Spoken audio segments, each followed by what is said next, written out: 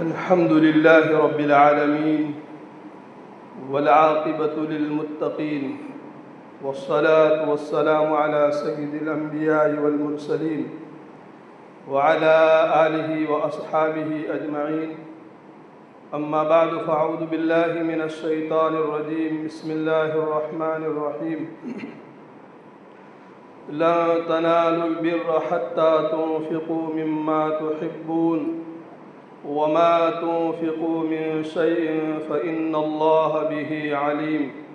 صدق اللہ مولانا العظیم. قابل احترام برادران اسلام،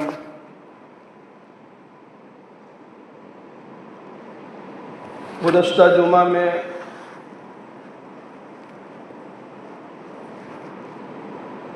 ذی الحجہ کے پہلے عشرے کے فضائل بیان کیے تھے، اور اسی طریقے سے قربانی کس کے اوپر واجب ہے اس کا نصاب بیان کیا تھا.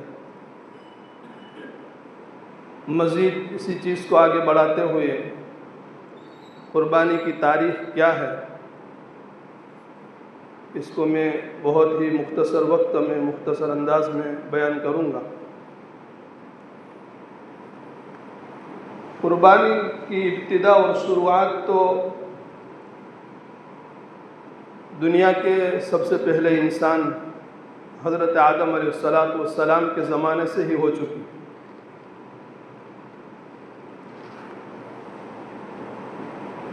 ہر قوم میں، ہر مذہب میں قربانی کو ایک قربت کا اور عبادت کا ذریعہ سمجھا جاتا ہے.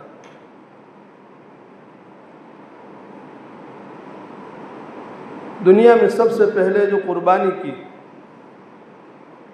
وہ حضرت آدم علیہ السلام کے دو بیٹے قابل اور حابیل نے قربانی پیش کی.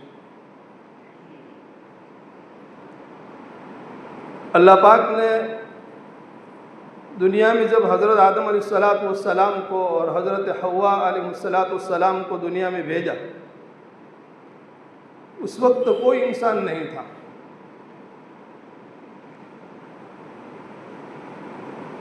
حضرت حوا علیہ السلام کے حمل سے دو جوڑوے بچے پیدا ہوتے تھے. ہر حمل سے ایک لڑکا اور ایک لڑکی.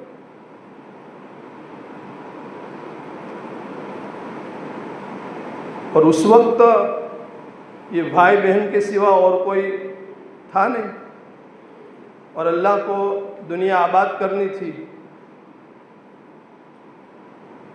توالد اور تناسل یعنی بچے جننے کا سلسلہ جو شروع ہوا حضرت حوا علیہ السلام سے، انسانیت کو آباد کرنا تھا اور دنیا میں. تو اب کیا کرے؟ بھائی بہن کے ساتھ شادی تو نہیں کر سکتا، اور اس وقت حضرت حوا علیہ السلام کے ہر حمل سے جو پیدا ہوتے تھے، ایک لڑکا اور ایک لڑکی، وہ دونوں آپس میں بھائی بہن ہوتے تھے. اس کے علاوہ کوئی لڑکی نہیں تھی کہ جس سے لڑکے کی شادی کی جائے، کوئی لڑکا نہیں تھا کہ جس سے وہ لڑکی دی جائے.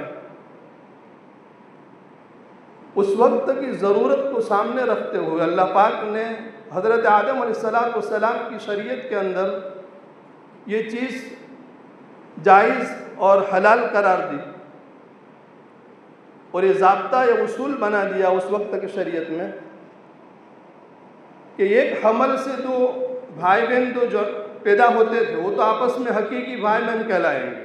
ایک حمل سے اس کی آپس میں شادی نہیں ہو سکتی، لیکن دوسرے حمل کے اندر جو لڑکی پیدا ہو وہ پہلے والے حمل سے پیدا ہونے والے لڑکے سے شادی کر سکتی ہے، اور اسی طریقے سے دوسرے حمل میں جو لڑکا پیدا ہوگا وہ پہلے والے حمل کے اندر پیدا ہوئی لڑکی سے شادی کر سکتا ہے. یہ اس وقت کی شریعت کا ضابطہ اور اصول بنا. بات سمجھ رہے ہیں؟ ایک حمل سے دو جو ساتویں بچے پیدا ہوتے تھے وہ تو آپس میں حقیقی بھائی بہن قرار دیے گئے اس وقت کی شریعت کے اعتبار سے، لیکن دوسرے حمل سے جو دو لڑکی اور لڑکا پیدا ہوا وہ پہلے والے حمل کے ساتھ اس کا رشتہ ہو سکتا. اب اللہ کا کرنا ایسا ہوا کہ حابیل ایک لڑکے کا نام تھا اور ایک لڑکے کا نام قابل تھا. قابل کے ساتھ جو بچی پیدا ہوئی وہ بہت حسینہ جمیلہ خوبصورت بچی پیدا ہوئی، جو نکاح میں جانے والی تھی حابیل کے، چونکہ قابل کے ساتھ پیدا ہوئی تھی اس لیے قابل اس سے نکاح نہیں کر سکتا تھا، حقیقی بہن قرار دی گئی۔ اور حابیل کے ساتھ جو بچی پیدا ہوئی وہ بڑی بد شکل، خوبصورت بھی نہیں تھی اور اچھی بھی نہیں تھی، جو نکاح میں آنے والی تھی قابل کے، اس سے حابیل نکاح نہیں کر سکتا تھا، حابیل کی بہن قرار دی گئی۔ اب ہوا یہ کہ قابل نے یہ کہا کہ میں تو اسی لڑکی کے ساتھ شادی کروں گا جو لڑکی میرے ساتھ پیدا ہوئی ہے، چونکہ وہ خوبصورت تھی، حسینہ تھی، جمیلہ تھی۔ تو حضرت آدم علیہ السلام نے اس بات کو نہیں مانا کہ اللہ کے حکم کے خلاف ہے، اس وقت کی شریعت کے خلاف ہے، یہ نہیں ہو سکتا ہے، تیری شادی اس لڑکے سے ہوگی جو حابیل کے ساتھ پیدا ہوئی ہے، اور حابیل کی شادی تیرے ساتھ پیدا ہوئی اس لڑکی سے ہوگی۔ لیکن قابل نہیں مانا، قابل نے کہا یہ نہیں ہو سکتا ہے، میں تو اسی لڑکی کے ساتھ شادی کروں گا جو لڑکی میرے ساتھ پیدا ہوئی ہے، چونکہ وہ حسینہ ہے اور جمیلہ ہے۔ اب ہوا اختلاف، اس اختلاف کو ختم کرنے کے لیے اور دور کرنے کے لیے حضرت آدم علیہ السلام نے اپنے دونوں بیٹوں سے کہا، حابیل سے اور قابل سے، کہ ایسا کرو کہ تم دونوں اللہ کے حضور اپنی اپنی قربانی پیش کرو،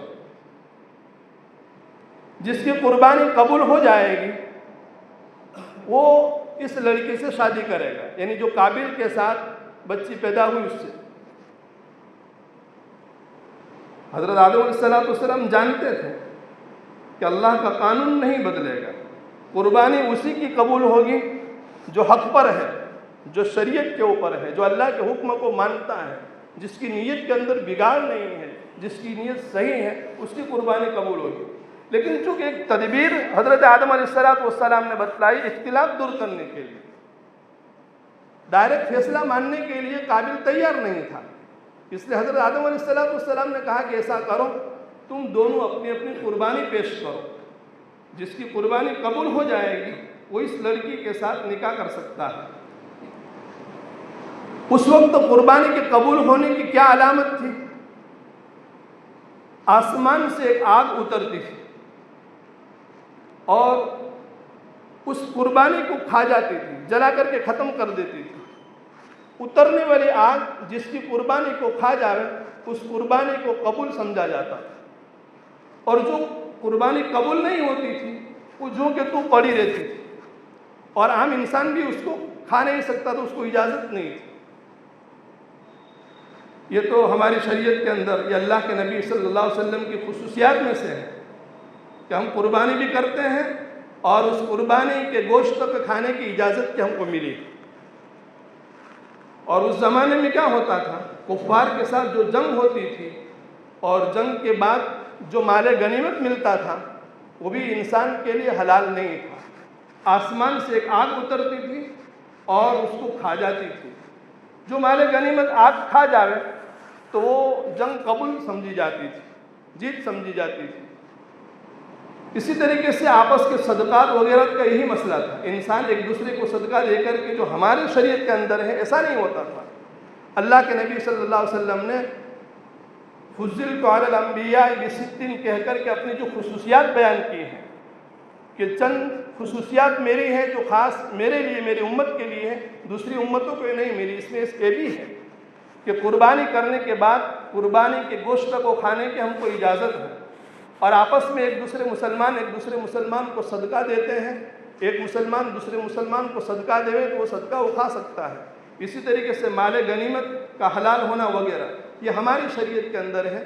اللہ کے نبی صلی اللہ علیہ وسلم تک یہ سلسلہ چلا کہ قربانی کے قبول ہونے کی علامت تھی کہ آسمان سے آگ اترتی تھی اور اس کو کھا جایا کرتی تھی تو وہ قبول سمجھی جاتی تھی، اور آگ نہ کھاوے تو وہ مردود سمجھی جاتی تھی۔ اسی طریقے سے صدقات وغیرہ کا بھی مسئلہ تھا، مال غنیمت کا بھی۔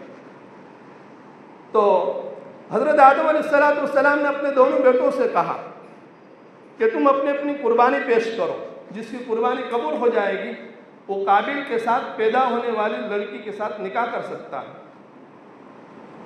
حابل جو تھا وہ ان کے پاس بکریوں کے دمبے کے ریوڑ تھے، انہوں نے ایک اچھا دمبا اللہ کی نظر پیش کیا، قربان کیا، اور قابل جو تھا وہ تجارت والا، گلے والا، کھیتی باڑی والا تھا، اناج، گیہوں، باجری وغیرہ، تو اس نے اپنے اعتبار سے گلہ پیش کیا۔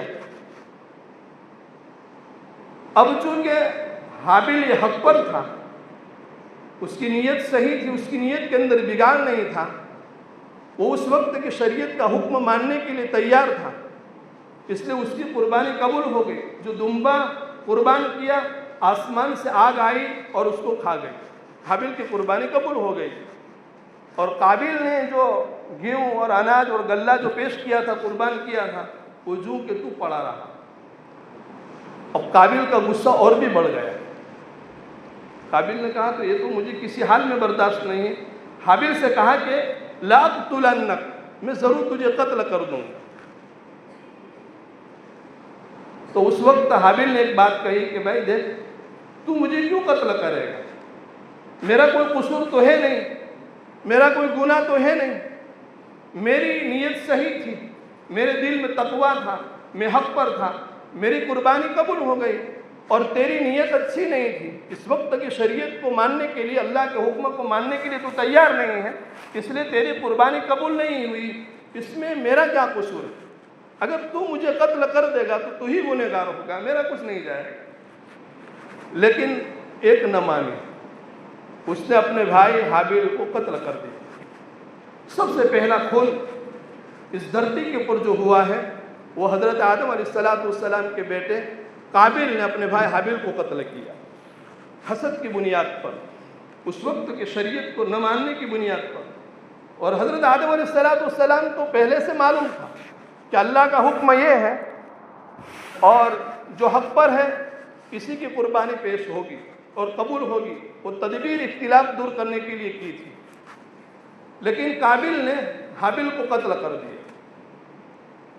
قتل کرنے، اچھا اس وقت جو ہے حابل نے ایک بات کہی، انما یتقبل اللہ من المتقین، کہ متقی اور پرہیزگار کی، جس کے دل کے اندر خوف خدا ہوتا ہے، جس کے دل کے اندر اخلاص ہوتا ہے، جس کی نیت صحیح ہوتی ہے، اس کی قربانی قبول ہوتی ہے۔ لہٰذا میرے دل کی نیت صاف تھی، بگاڑ نہیں تھا، فطور نہیں تھا، تو میری قربانی قبول ہو گئی اور تیری قربانی قبول نہیں ہوئی۔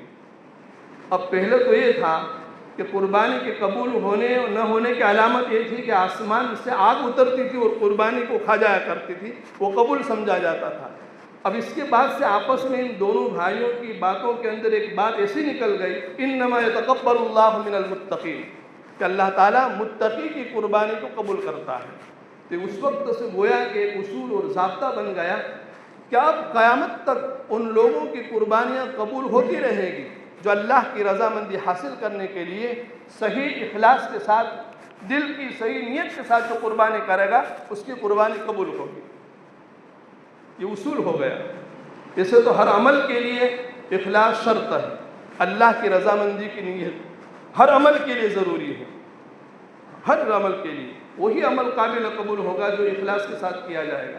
لیکن قربانی کی بات میں خاص کر کے اللہ پاک نے لن ینال اللہ لحومها ولا دماؤها ولکن ینالہ التقوی فرمایا کہ ہرگز قربانی کے گوشت اور اس کے خون کے اللہ کو ضرورت نہیں، اللہ پاک اپنے بندے کے اخلاص اور دل کی نیتوں کو دیکھتا ہے۔ خیر تو یہ قبول ہو گئی قربانی حابل کی، اور قابل نے غصے میں آ کر کے حابل کو قتل کر دیا، لیکن قتل کرنے کے بعد بڑا شرمندہ ہوا کہ اب کیا کروں، میرے بھائی کی لاش کو کس طریقے سے میں چھپاؤں تاکہ یہ راز کسی کے سامنے فاش نہ ہو، کسی کو پتہ نہ چلے۔ اس وقت کسی کا انتقال نہیں ہوا تھا، قبر کھودنے کا کوئی عام رواج نہیں تھا، انسان کو کیسے دفن کیا جاوے، اپنے بھائی کی لاش کے اوپر وہ پریشان تھا۔ اللہ پاک نے ایک کوا بھیجا، کاغڑا جس کو ہم کہتے ہیں، ایک حقیر مخلوق ہے اللہ کی، اور کوے کو حکم دیا کہ تو جا کر کے قابل کے سامنے یہ عمل کر۔ دو کوے تھے، ایک کوے نے دوسرے کوے کو مار دیا، مارنے کے بعد پھر اس کوے نے زمین کو کھریدنا شروع کیا، کھڈا کرنا شروع کیا۔ کھڈا کرنے کے بعد دوسرا جو مرا ہوا کوا تھا اس کھڈے کے اندر ڈال کر کے اس کو مٹی کے اندر دفن کر دیا۔ یہ ماجرا جو ہے قابیل نے دیکھ لیا۔ قابیل بڑا شرمندہ ہوا کہ ہائے، میرے اندر تو اس کوے کی جیسی بھی عقل نہیں ہے کہ میں میرے بھائی کی لاش کو چھپاتا۔ اس کوے نے آ کر کے میری رہبری کی۔ بہرحال یہ واقعہ پیش آیا۔ تو کہنے کا حاصل یہ ہے کہ قربانی کی اصل شروعات تو حضرت آدم علیہ السلام کے زمانے سے ہو چکی۔ سب سے پہلے حضرت آدم علیہ السلام کے ان دونوں بیٹوں نے قربانی پیش کی، حابیل اور قابیل نے۔ اور ایسے ہی زمانے جاہلیت کے اندر بھی لوگ بتوں کے نام پر قربانی کرتے ہیں۔ آج بھی ہر مذہب کے اندر، ہر دھرم کے اندر اس قربانی کو ایک تقرب کا ذریعہ سمجھا جاتا ہے۔ بتوں کے نام پر جو بلی چڑھاتے ہیں وہ کیا ہے؟ قربانی تو ہے۔ ہر زمانے کے اندر، جیسے روزے کے متعلق ہر زمانے کے اندر نفس روزہ موجود تھا۔ ایک مہینے کے 30 دن کے روزے اس امت کی خصوصیت ہے، لیکن جہاں تک نفس روزہ کا تعلق ہے ہر مذہب کے اندر، ہر امت کے اندر روزے رہے۔ اس لیے اللہ پاک نے روزے کے باب میں بھی یہ فرمایا، یا ایھا الذین آمنوا کتب علیکم الصیام کما کتب علی الذین من قبلکم، اے لوگوں، اے ایمان والوں، تمہارے اوپر اس طریقے سے روزے فرض کیے گئے جیسے تم لوگوں کے اوپر فرض کیے گئے، ایسے قربانی کے اندر۔ لیکن حضرت ابراہیم علیہ السلام کے اس واقعے کے پیش آنے کے بعد ہر صاحب نصاب مسلمان کے اوپر اللہ پاک نے اس قربانی کو واجب قرار دیا گیا کہ قیامت تک حضرت خلیل اللہ کی یہ یادگار باقی رہے گی، اور ہر صاحب نصاب کے اوپر اللہ پاک نے واجب قرار دے کر کے، اور صرف اتنا ہی نہیں بلکہ قرآن کریم کے اندر اللہ نے بیان فرمایا کہ قربانی اسلامی شعار، اسلام کی علامتوں میں سے ہے، اور قربانی کی عظمت لوگوں کے دلوں کے اندر اتنی ہی ہونی چاہیے جتنی اللہ کی عظمت ہے۔ اللہ کا ایک بہت بڑا حکم ہے، معمولی چیز نہیں، اور مالی عبادتوں میں بہت بڑی عبادت ہے۔ اسلام کے اندر قربانیوں کی بہت بڑی اہمیت ہے، اور اسلام کی پوری تاریخ کے اندر یہ بات ملتی ہے کہ اسلام جو پھیلا اور پھولا ہے، اور اسلام جو دنیا کے اندر اسلام نے ترقی کی ہے، وہ قربانیوں کی بنیاد پر ترقی کی ہے۔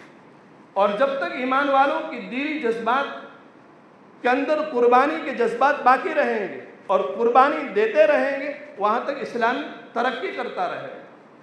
یہ اسلام کے اندر مسلمانوں کی زندگیوں کے اندر جب قربانی کے جذبات مان پڑ جاتے ہیں، ٹھنڈے پڑ جاتے ہیں، ان قربانیوں کے ذریعے سے ان کو گرمایا جاتا ہے۔ میرے بزرگ اور دوستوں، قربانی کی اہمیت اور قربانی کی عظمت ہمارے دلوں میں پیدا کرنے کی ضرورت ہے۔ جو لوگ قربانی سستی کرنے اور کرانے کے چکر میں ہیں اور ایک ماحول بنانے کی کوشش کر رہے ہیں اور غریب لوگوں کی ہمدردی کا اظہار کرتے ہوئے اپنا الو سیدھا کرنے کی باتیں کر رہے ہیں، میرے بزرگ اور دوستوں، میں صاف کہوں، اگر اس طریقے سے یہ ماحول بنایا گیا اور اس کو عام رواج دیا گیا تو پھر ہماری نئی نسل کے اندر قربانی کیا چیز ہے ہماری نسل اس کو نہیں سمجھے گی۔ ہر دین کی معاملے کے اندر، عبادت کے معاملے میں، نماز ہو، روزہ ہو، دیگر اعمال ہو، ہر ایک میں سستی پائی جاتی ہے۔ ایک قربانی والا عمل ایک ایسا رہا ہے، اس کو بھی لوگ سستی کر کے غریب کی ہمدردی کا ایک جذبہ اور اس کا اظہار کرتے ہوئے یہ کہتے ہیں کہ ہم غریبوں کی امداد کرتے ہیں۔ اور بعض لوگ یہ کہتے ہیں کہ بہت سارے صاحب نصاب لوگ ایسے ہیں کہ جو صاحب نصاب تو ہیں لیکن بیچارہ مزدوری کر کے اپنے بال بچوں کو پالتا ہے، وہ قربانی نہیں کر سکتا ہے، اس لیے یہ 1000، 1200، 1500، 1400، 1600، 1700 کا جو سلسلہ شروع کیا ہے تاکہ غریب لوگ قربانی کر سکیں۔ میرا ان لوگوں سے ایک سوال ہے، سوال یہ ہے کہ کیا یہ 1000، 1200، 1500 میں وہی لوگ حصہ لیتے ہیں جس کو آپ غریب سمجھتے ہیں اور جس کے بارے میں آپ یوں کہتے ہیں کہ بیچارے اپنے بچے کو مزدوری کر کے پالتے ہیں؟ تو کیا یہ 1200 اور 1000 کی رسید آپ اسی کی بناتے ہیں جن کو آپ غریب کہہ رہے ہیں؟ بلکہ تجربہ یہ ہے کہ ان کے اندر زیادہ تر وہ لوگ حصہ لیتے ہیں جس کے پاس مالی فراوانی زیادہ ہوتی ہے، جس کو اللہ نے مال دے رکھا ہے، لیکن یہ تو یہی سہولت چاہتے ہیں، اور چونکہ ماشاءاللہ رہبری علماء کی ملتی ہے تو عوام ہوتی ہے، وہ تو سستا اور سہولت کا سودا چاہتی ہے، تو پھر کیوں نہیں 1000 1200 1500 لکھوا کر کے اپنی جان چھوڑائیں گے؟ تو تجربہ یہ ہے کہ صرف یہ غریب ہی اس میں حصہ نہیں لیتے ہیں، بلکہ زیادہ تر وہ مالدار حصہ لیتے ہیں جس کو اللہ نے مال دے رکھا ہے، ایک بات۔ دوسری بات یہ کہ جن کی ہمدردی کا آپ خیال کرتے ہیں اور کہتے ہیں کہ یہ بیچارے غریب ہے، قربانی کیسے کریں، تو جس وقت ان کے وہاں کوئی منگنی کا موقع آتا ہے، شادی بیاہ کا موقع آتا ہے، کوئی رسومات کا دیگر فضولیات کا موقع آتا ہے، اس وقت کیا وہ غریب اپنے آپ کو غریب کہتا ہے؟ کیا وہ یوں کہتا ہے کہ میرے پاس مال نہیں اس لیے مجھے کہیں کچھ نہیں کرنا ہے؟ بلکہ تجربہ یہ ہے کہ مالدار سے 4 قدم آگے بڑھ کر کے وہ غریب زیادہ تر خرافات میں، رسومات میں، تقریبات میں، منگنی میں، شادی میں وہ مال خرچ کرتا ہے، اور پھر اگر اس کو کہا جائے تو کہتا ہے کہ مولانا یہ مال تو جو ہے ہاتھ کا میل ہے، آنے جانے والی چیز ہے، نہ کسی کے پاس رہا ہے نہ رہے گا، اللہ کہیں سے دے دے گا، یہ بار بار ایسے موقع اپنے گھر پر تھوڑے آتے ہیں، یہ منگنی بار بار تھوڑی آتی ہے، یہ شادی بار بار تھوڑی آتی ہے، دل کھول کر زیادہ سے زیادہ فضولیات کے اندر وہ لوگ خرچ کرتے ہیں۔ تو کیا صرف غربت اور غریبی ایک قربانی کی بات کے اندر رہ گئی ہے؟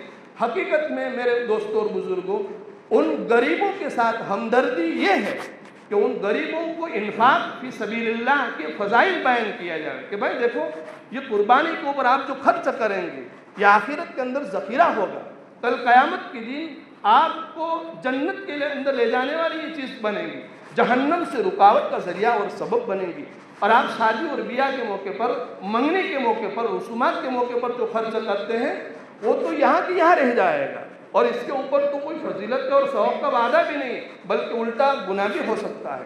تو اصل ہمدردی تو یہ ہے کہ اس موقع پر اس غریب کو یہ کہا جائے انفاق فی سبیل اللہ کے جو فضائل ہیں اور اللہ کے راستے میں خرچ کرنے پر اللہ جو دینے والا ہے وہ کیا جائے، نہ کہ یہ ماحول بنا جائے۔ اس لیے میری گزارش ہے کہ ان لوگوں کو اپنے اس عمل سے باز آ جانا چاہیے، اس عمل سے باز آ جانا چاہیے۔ وہ اپنا الو سیدھا کرنے کی باتیں ہیں، کسی غریب کی ہمدردی نہیں ہے، پورے سال کوئی کسی غریب کو پوچھتا نہیں ہے، کوئی 5 پیسے دینے کے لیے تیار نہیں ہے۔ میرے بزرگ اور دوستوں، زیادہ سے زیادہ قربانی کو رواج دینے کی ضرورت ہے، اور زیادہ سے زیادہ دل کھول کر کے دل کی خوشی کے ساتھ قربانی کرنے کی ضرورت ہے۔ ہمارے بچوں کے سامنے، ہمارے عورتوں کے سامنے قربانی کرو، اپنے گھر کے آنگن میں قربانی کرو، ہو سکے تو اپنے ہاتھ سے قربانی کرو، اور کم سے کم درجہ ہے کہ اپنی نگاہوں کے سامنے قربانی کرو۔ اگر سہولت نہیں ہے، انتظام نہیں ہے، تو ہمارے شہر کے جو معتبر ادارے ہیں جہاں قربانی ہوتی ہے، جہاں ہم جا کر کے اپنا جانور دیکھ سکتے ہیں، ہمارے سامنے قربانی ہو سکتی ہے، اور ہم اپنے بھاگیدار کو، اپنے پارٹنر کو بھی معلوم کر سکتے ہیں کہ اس جانور میں کون کون حصے دار ہیں۔ ایسے اداروں کے اندر اپنی قربانی کرو۔ اور میرے بزرگ اور دوستوں، بہت سے لوگوں کو ہماری باتیں خراب بھی اور کڑوی بھی لگتی ہیں، لیکن رہا نہیں جاتا، یہ بہت غلط ہو رہا ہے۔ اگر اس کے اوپر روک تھام نہ ہوئی اور یہ سلسلہ چلتا رہا اور عام رواج پکڑ گیا تو میرے بزرگ اور دوستوں، ہماری نسلیں جو ہیں یہ قربانیوں کو کھو بیٹھے گی، بھول جائے گی، اور قربانی کا مقصد یہ نہیں ہے۔ اچھا ایک بات میں یہ کہہ دوں، حلال حرام، جائز ناجائز، صحیح غیر صحیح، اس کو چھوڑو، اس کی بات نہیں ہے۔ قربانی کا مقصد خود ہو رہا ہے۔ اگر مجھ سے کوئی مسئلہ پوچھے کہ مولانا ایک آدمی نے چٹی پہن کے نماز پڑھ لی، جس کا سطر چھپا ہوا تھا، ناف سے لے کر کے گھٹنوں تک، گھٹنوں کے نیچے سے چٹی پہنی تھی اور نماز پڑھ لی، نماز ہو گئی؟ مسئلے کے اعتبار سے میں اس کو کہوں گا صحیح ہے، نماز ہو گئی، اس لیے کہ ٹوپی پہننا، گنجی پہننا، جبہ پہننا یہ شرائط میں سے نہیں ہے، صرف سطر کو ڈھانک لیا، نماز ہو گئی۔ تو کیا سارے لوگ اس طریقے سے نماز پڑھنے لگیں گے تو کیا یہ نماز اللہ کی بارگاہ کے اندر قبول ہو جائے گی؟ اللہ اس نماز کو پسند کرے گا؟ جہاں تک یہ ہے کہ فرض اس کے ذمے سے ساقط ہو جائے گا، اتنا تو کوئی بھی مفتی بھی آپ کو کہہ دے۔ اب ہوتا کیا ہے کہ کسی مفتی کو پوچھ لیتے ہیں کہ بھائی کسی جگہ سستے جانور ملتے ہو تو اپنی قربانی کرانے کے لیے وہ رقم بھیج سکتے ہیں کہ نہیں؟ اب مسئلے کے اعتبار سے مفتی کہہ دے گا کہ ہاں بھیج سکتے ہیں۔ اب اس کو جو ہے نمونہ بنا کر کے، مثال بنا کر کے فلانا مفتی یہ کہہ رہا ہے کہ اس کو واٹس ایپ کے اوپر اور موبائل کے اوپر شائع کر رہے ہیں، یہ کوئی دلیل نہیں بن سکتی۔ جائز ناجائز کا ہونا الگ چیز ہے، اور قربانی کا جو مقصود ہے، قربانی کے ذریعے سے اللہ جو چاہتا ہے، یہ چیز ہرگز حاصل نہیں ہو سکتی، یہ چیز ہرگز حاصل نہیں ہو سکتی۔ نماز کا اپنے ذمے سے فرض کا ساقط ہو جانا یہ الگ چیز ہے، اللہ کی بارگاہ کے اندر قبول ہو جانا یہ الگ چیز ہے۔ قرآن اور احادیث کے مطالعے سے معلوم ہوتا ہے کہ قربانی کی اہمیت اور قربانی کی عظمت کس قدر بیان کی۔